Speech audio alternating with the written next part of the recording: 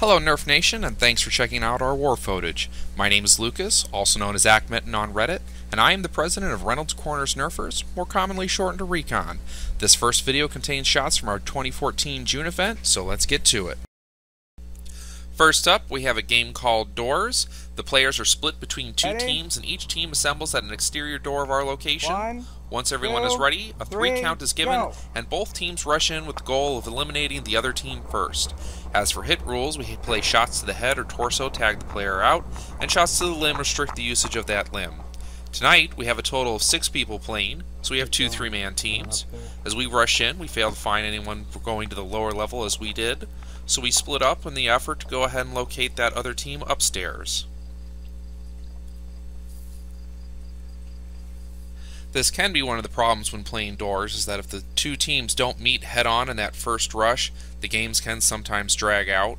Personally, I prefer the fast rush-based conflict of both teams meeting at the same time, but it doesn't always happen that way. Here I've made contact with one of our opponents, was unable to tag him, but was able to push him down to that other area. I was able to move up here, and I'm exchanging fire with that guy around the corner. Move up a bit, dodge some of his fire, run over, try to tag him, but unfortunately ran out of ammunition there. Here I've met up with one of the other guys on my side, and I know we've lost one person on our team, but the other opposing teams has lost one member as well, so it's even at 2-man 2.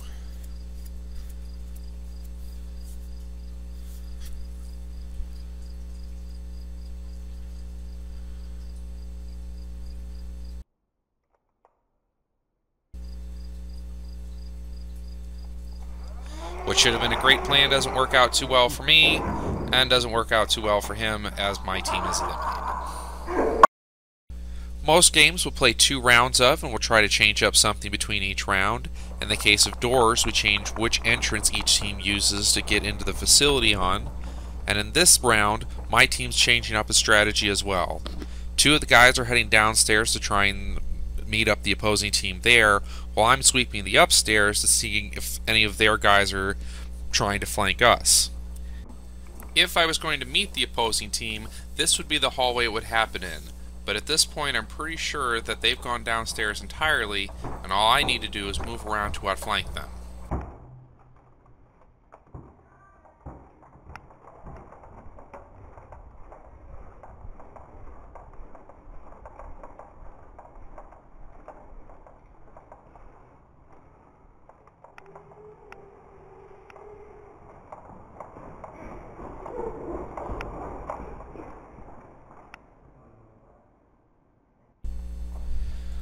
Switch over to the other wall and start laying down a little bit of covering fire.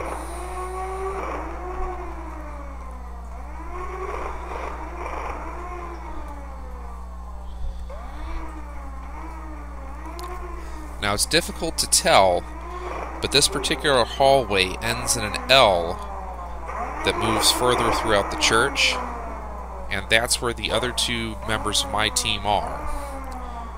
So we do have the opposing team pinned down in this one area, but we are having some difficulty capitalizing on that tactical advantage.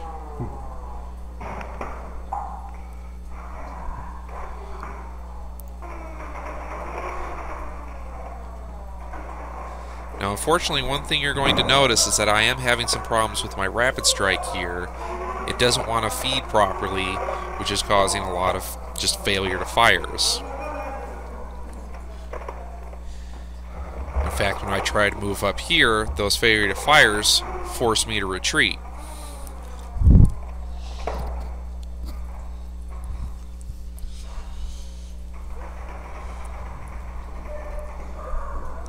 I try to move up to help support another member of my team, get tagged in the back for my troubles, but this is interesting because we have one guy in each team active, but the opposing force doesn't know that our guy is still active. And that proves to be his downfall as he gets tagged out. You got me. You shot me in the back.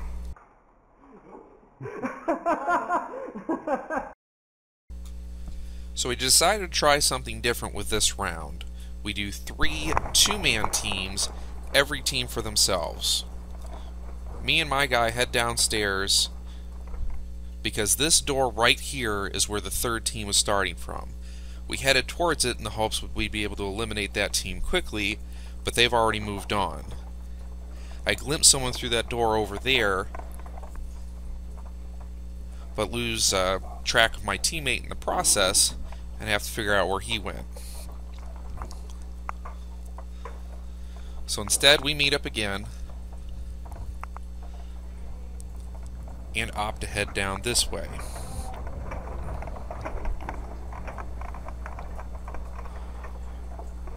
We did hear a bit of commotion going on upstairs, which is why we're heading in this direction.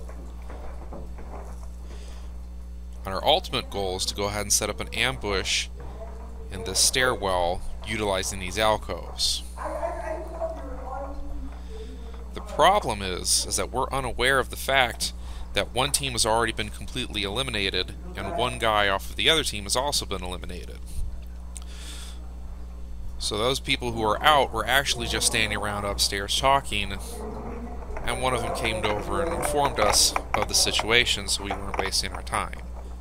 So me and my teammate head downstairs, and unfortunately we were waiting long enough in those alcoves that it is possible that that last remaining opponent could have moved up into one of these rooms that we've already cleared, so we opt to be careful heading our way back. You might be curious about the decorations on the walls here. We actually play inside of a church, and this week that church was having their vacation Bible school. It makes kind of for unusual hallways, but actually great terrain, especially in some of the low light games where you just feel some of those pool noodles hanging off of the wall. That makes kind of for a creepy environment.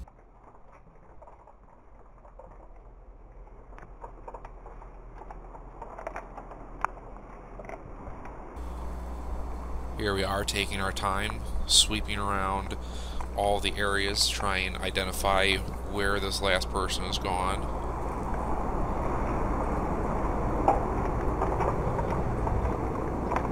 And we catch a glimpse of him right through that room. Right through that doorway, actually.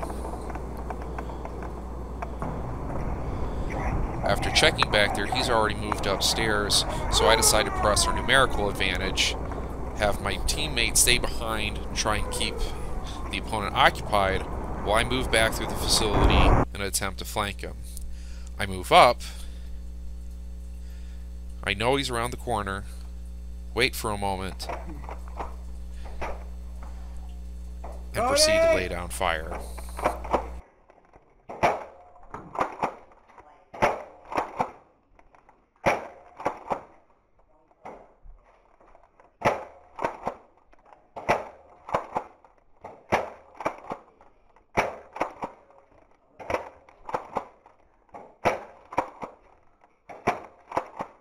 Cody, move up! Trying to call for my teammate to move forward, that way we can pin down our opponent in this hallway where there's very little cover.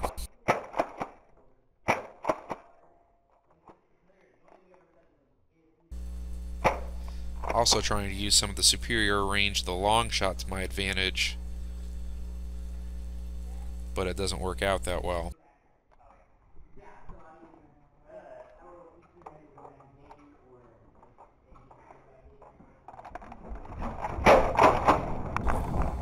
Sudden rush forward to take ground.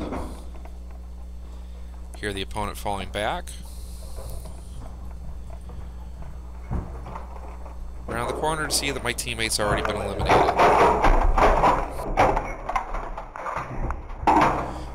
Switch to my secondary. And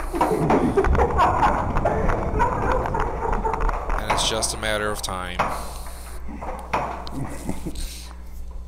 And with that, that round is over.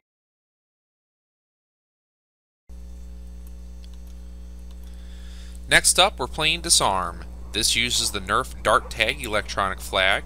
This device has a timed mode, which can be set for 5 or 15 minutes.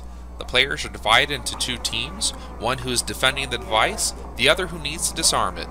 We've already located where the defending team is set up and just need to lessen their numbers enough to get into their base area and disarm that flag. In this scenario, we're not using our standard tag and you're out rules. Instead, we're allowing for respawns, which are done at a separate location, as well as each team has a medic. The medic serves as a mobile respawn who revives others by taking a knee by that wounded player and putting a hand on their shoulder. Medic. Sam. In fact, I need a medic at this point. I need medic. The downside to the medic is that that player is limited in their blaster choice to something that carries 6 rounds or less. Furthermore, they're going to be a major target for the other team to eliminate. This requires teamwork on your part in order to defend your medic, as well as allowing the medic to come heal you when necessary.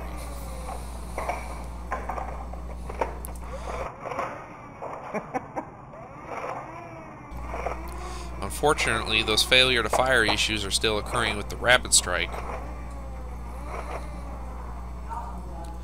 At this point, we've eliminated 2 of the opposing team members, including their medic. Move up! Hurry up! Which is why I call for our guys to try and move forward and eliminate the last guy. But blaster issues continue to keep me from being able to capitalize on some of these advantages. After getting frustrated enough with the rapid strike, I just switched to my secondary. Medic!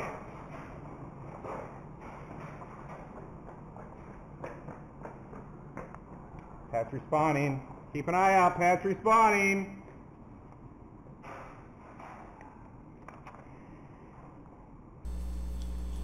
We had managed to eliminate one of the opposing team members right in the middle of the field and keep him pegged down for a while. He was hoping that his medic would be able to come over and revive him, but our fire kept their medic from being able to do so. Eventually he got tired of waiting and just moved off to respawn. At this point, the defending team is back up to full strength.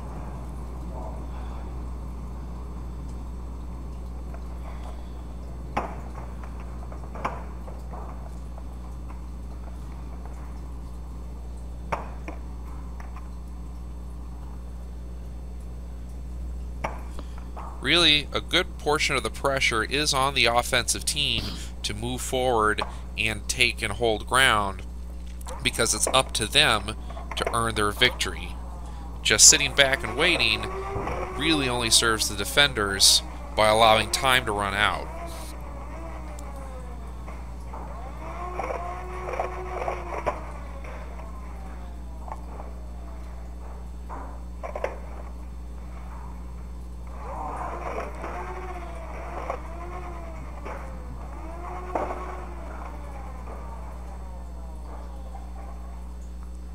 Another issue, of course, is just the sheer amount of darts we go through in a round like this, both from the offensive team trying to eliminate the defenders, and vice versa. Where'd Sam go? At this point I've been tagged out, so I opted to respawn instead of waiting for the medic, and I've moved over to a different location in which to press the assault.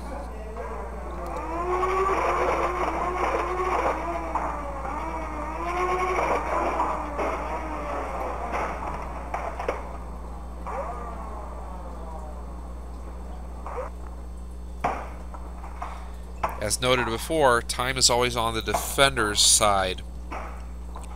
So as the last few moments start to whittle themselves away, I push for our team to make one last suicide run to try and earn that victory. But in the end, it just wasn't enough, and the defenders are successful. And then it's my team's opportunity to defend the flag.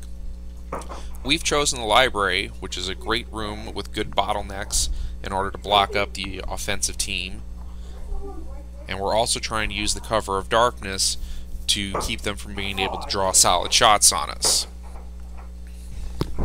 We spread out our guys with everybody trying to take shots through the doorway to keep the opposing team from being able to make their way into the room at all.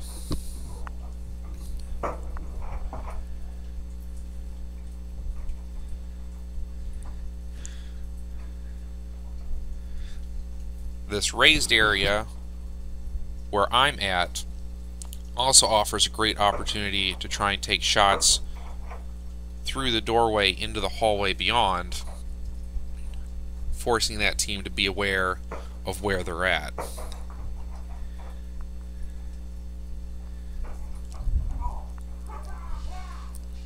Behind me is also where the flag is at, so I'm the last stand defense for people getting up to the flag. 1 for 1.